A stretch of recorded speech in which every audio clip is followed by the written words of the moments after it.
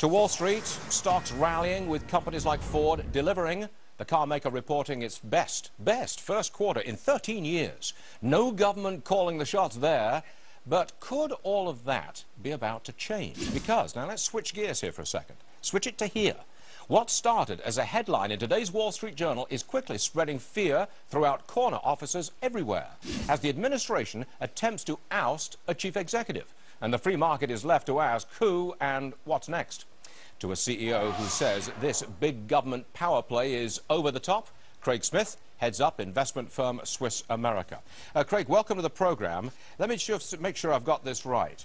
The Forest Labs paid $300 million in civil and criminal penalties for messing around with the marketing of a leading drug. The feds now turn around and say the gentleman who runs it, the chief executive, Mr. Forrester, he's got to leave. If he doesn't leave, the government won't do business with Forest Labs and they would be bankrupted. Is that what's happening? Yeah, that's exactly right, Stuart. And let me tell you something. When I saw this headline, I started seething today. Are we going to suggest that the Obama administration has done such a wonderful job running things in Washington, D.C., that we are now going to let them pick and choose CEOs of companies around America? Especially those corporations that do business with the United States government. I mean, think about it. You just said it, Stuart. You know, Mr. Solomon had nothing to do with this. This was against Forest Labs. The reality was they paid a $313,000 fine. The Justice Department was satisfied. And then weeks later, Kathleen Sebelius and the HHS comes back and says, well, we're going to use exclusion or debarment. If we can't get what we want through the legal system or through the regulatory system, we'll just come at you on the back door. And if you don't like it, you'll lose the business that you get with the government. It's reprehensible, and this administration should be called on the mat about it by every member in Congress right now. Can we just follow this through and look to the future and maybe look at it the other way around? Is it possible the government pressure in the future, government threats in the future, could force a drug company CEO to get up before Congress and support Obamacare? Because if you don't get up and support it, well, we will withdraw our business and ruin you. It's conceivable? You're spot on. That's exactly what the first thing I thought was, look, we know the public does not want Obamacare. The polls are clear. 60% of the people are against it. We've already had a vote to repeal it.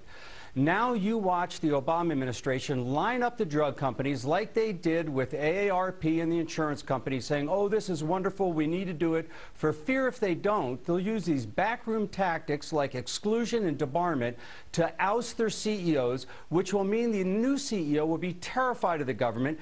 It will hamper their ability to be creative and forward-thinking in an industry that's so critical to have that. And then what happens to medical care? What happens to future drugs? Sure. What happens to innovation? But I just want to make sure. I just want to make sure that I'm not going overboard here. The threat of withdrawal of the government's business from Forest Labs. Now, I've said that would ruin them.